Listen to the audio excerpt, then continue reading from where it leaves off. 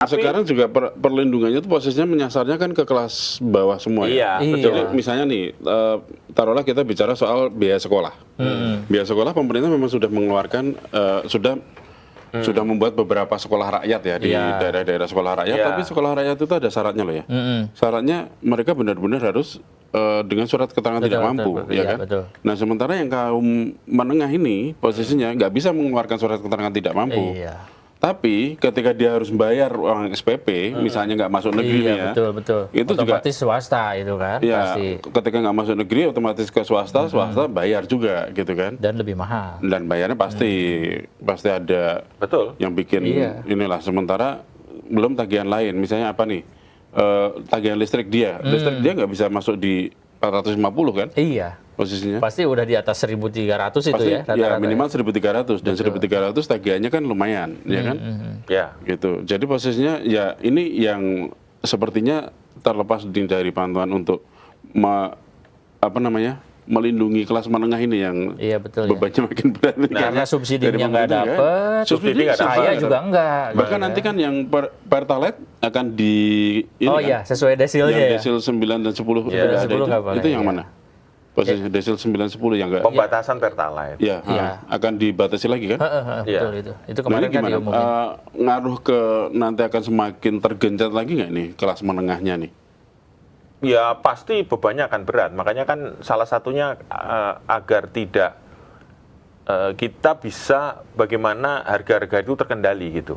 Artinya jangan sampai naiknya itu tinggi banget yang tidak bisa dijangkau oleh kelas menengah gitu. Ya salahnya adalah efisiensi, kemudian penegakan hukum yang baik, orang investasi masuk, lapangan kerja. Kan ini juga PHK juga perlu diperhatikan loh ya. Ini kelas menengah yang jadi penopang ekonomi itu banyak yang kena PHK, kemudian jadi pengangguran, kemudian pindah jadi narik ojol. Jadi informal, sektor informalnya kita terlalu besar gitu. Tapi benar nggak sih yang ojol itu nantinya akan masuk ke UMKM? Diusulkan seperti itu ya kemarin kementerian bukan lagi informal tapi masuk UMKM. Iya. Cuman apa kan itu perpres atau apa ya? Kita nggak ngerti ya. Kan ada kewajibannya kalau misalnya dia sebagai UMKM fasilitasnya akan ikut. Terus kewajibannya tetap ya pajak kan kena pajak kan. PPH ya. Dengan pajak UMKM itu maksimal omset berapa gitu ya, 4 miliar atau berapa itu kena. Cuman kan ya kita nggak tahu ya penghasilan ojol apakah sampai sebesar itu. Cuman yang pasti kalau untuk tadi dibilang kelas menengah bagaimana solusi jangka pendek,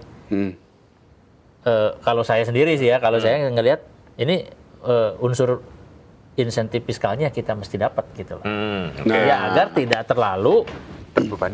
Misalnya kita setiap transaksi kita kena PPN, kemudian udah kena PPH juga kan. Kalau PPN-nya misalnya, PPN kan 11% ya. Betul. Ya kalau misalnya diturunin 7% misalnya atau 5% itu akan membantu. Cuman apakah mampu dalam kondisi sekarang yang target defisit kita aja ditentuin cuma 2,4 di 2027 misalnya. Apakah rela negara kehilangan pendapatan dari PPN? Kalau itu menjadi pilihan kira-kira akan lebih bagus yang mana? Kalau buat kelas menengah bagus. Ya untuk kelas menengah. Tapi untuk pemerintah dan mikirin fiskalnya. Mikirin laju perekonomian ke depannya. Berat. Ya karena ada potensi penerimaan negara yang berkurang. Penerimaan negara kurang. Tapi ketika misalnya nih, ketika pajaknya diturunin untuk kelas menengah, posisinya kan konsumsi rumah tangga akan tumbuh kan ya? Ya otomatis. Kita berharap itu tumbuh, iya. Nah akan kayak gitu nggak? Belum tahu juga ya kalau nextnya. Cuman salah satu itu mungkin akan meringankan lah. Orang meringankan, jadi kita mau belanja tuh ya nggak terlalu mikir 2 kali lah. Pajaknya lebih kecil nih. Betul. Pajak kendaraannya sekarang kan gede-gede kan? Kalau gini, kalau kita belum bisa meningkatkan pendapatan kelas menengah, ya kurangi bebannya lah. Gitu kira-kira. Itu maksudnya Mas. Itu kurangi bebannya. Karena kurangi beban pilihannya juga nggak gampang karena akan mengurangi pendapatan dari negara. Potensi penerimaan negara itu berkurang. Mungkin bisa dihitung dulu kemampuannya, ya itulah mungkin Kementerian Keuangan bisa menghitung. Kalau saya mengurangi beban kelas menengah, itu efeknya kepada Pendapatan negara. belanja konsumsi rumah tangga itu seberapa daripada kekurangan yang Betul. karena gini, konsumsi rumah tangga itu ternyata terbukti yang paling berkualitas sekarang. Iya kan? Karena Pengaruhnya karena kan dia sampai mau belanja lagi. pengaruhnya mau- sampai 81 berapa 80%. Iya, ya? 65% tuh 65% konsumsi ya? rumah tangga Nah, kita, itu PDB gede kita. banget. Ininya gede banget. Artinya kalau misalnya ngalah dulu deh gitu.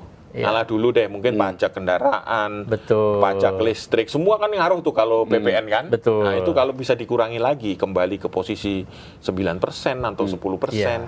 Ya harus berkorban, memang harus ada yang nanggung. Kalau Iya, mau mesin pertumbuhan terbaik ini itu tetap smooth gitu, tetap bagus, Tetap dijaga. jangan sampai malah mereka turun kelas gitu. Nah, ini itu jadi posisi beban udah- negara yang lebih besar. Data terakhirnya kan 8,5 juta nih turun nih posisinya. 8,5 Ya. juta. Karena Jiwa tingkat, ya. Iya. Iya. tingkat tabungan yang turun ya, salah satu Iya, indikatornya. Betul. Ya kan turun berarti kan posisinya yang tadinya bisa mencapai berapa? 65%. Iya. Berarti akan turun lagi kan? Kemungkinan turun kalau kayak gitu. Iya. Ya beban itu tadi kan. Bebannya terlalu berat. Hmm. Mestinya bebannya dikurangi dulu untuk kalau belum bisa meningkatkan pendapatan kelas menengah, ya bebannya dikurangi dulu. Biar kelas menengahnya itu Nah, ya itu. bisa stabil gitu. Iya. Jangan sampai dia turun kelas. Bahaya lagi, itu nanti beban negara lebih besar lagi. Karena dia harus dapat subsidi kalau dia turun kan. Iya. Dan Betul. karena itu efeknya mungkin ya, ini salah satu kenapa dari 92 turun Iya. ke Pertalite, Ke itu Pertalite. pernah kita bahas kan. Betul, betul. Kalau itu tidak dilakukan kelas menengah tidak diperbaiki, ya mereka pasti akan turun. Mau tidak mau saya harus jalan, harus mobilitas harus tidak terganggu Iya. untuk mencari nafkah gitu ya. Ya beli Pertalite gitu. Iya, Makanya betul. Pertalite membengkak gitu. Betul. Itu yang terjadi. Tapi kalau Pertalite bengkak, subsidinya nanti bengkak lagi. Loh, lah iya. Otomatis. Otomatis. Iya. Heeh. Itu berarti ada sesuatu yang terjadi di kelas menengah yang biasanya aman. Iya. Nah, gitu. Yang Biasanya aman. pakai Pertamax masih oke lah. Masih oke lah, Pertamax. Tapi Mungkin kadang-kadang terasa, dicampur, iya. sekali-sekali oke lah. Tapi semua sekarang pindah ke Pertalite. Pertalite. Karena ya pasti yang tadinya- jebol lagi. Iya. Masih jebol. Subsidinya jebol, impornya juga bakal jebol lagi. Bakal jebol. Jadi ini pilihan yang tidak mudah, yakin, tapi ya dengan porsi 60% itu, ya kelas menengah ini menjadi game changer sebenarnya Iya. untuk Ya, itu. pertumbuhan ekonomi. Ya. Jadi itu yang Penentunya yang di situ ya? Iya betul. Nah, dengan kemarin dari kuartal 1 ke kuartal 2 udah ketahuan turun nih posisinya, yang dikhawatirkan para pengamat itu kan sebagian kuartal 3-nya juga pasti akan turun lagi kalau situasinya seperti ini ya. Iya, Karena kan betul. posisinya ya itu tadi kan masyarakat sudah terlanjur mantap dan matang. Nah, Ya. akhirnya makin tergerus lagi daya belinya, makin tergerus lagi konsumsi Iya. rumah tangganya gitu kan.